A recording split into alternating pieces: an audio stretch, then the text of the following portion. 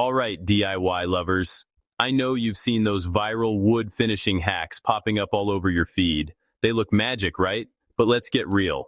Not everything with 10 million views is actually a good idea for your next project. So today, I grabbed the most popular hacks, put them to the test, and I'm here to show you which ones are legit and which ones are just going to wreck your work. Let's kick it off with a classic, the ice cube dent fix.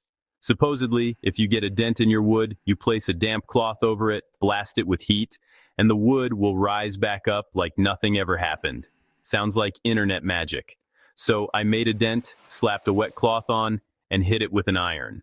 And honestly, to my surprise, after a few passes, the dent actually lifted. Not totally perfect, but man, it was close. This one, it works as long as the fibers aren't broken. Next up, let's talk about clean finish edges using painter's tape. Everyone says it's foolproof. Just tape off where you want a sharp line, apply your finish, let it dry, and peel it off. So I taped off a section, brushed on my stain, and gave it a little time. Peeling the tape, the line was crisp, but not flawless. A little bleed snuck under the tape, especially where I went too heavy. So yeah, it works, but you've got to use thin coats and take the tape off while the finish is still just a bit tacky. Otherwise, you're in for disappointment.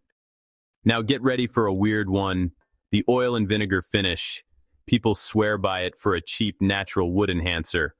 I mixed it up, slapped it on, and at first, it wasn't awful. The grain popped a little, but after it dried, the surface was sticky and uneven. Like this is not what you want on a piece you worked hours on. Compared to the real stuff, no contest. Skip this hack unless you're finishing a salad. All right, let's settle a debate sanding between coats. Some folks say it's a waste, others call it essential. So one side I sanded between each coat, the other I just layered on finish. After everything dried, the sanded side was way smoother, felt better, looked more pro. So this isn't a myth. Sanding between coats is 100% worth the extra step. Here's another one that's making the rounds, using a sponge instead of a brush to apply finish. I went head to head, brushed one side, sponged the other. And you know what?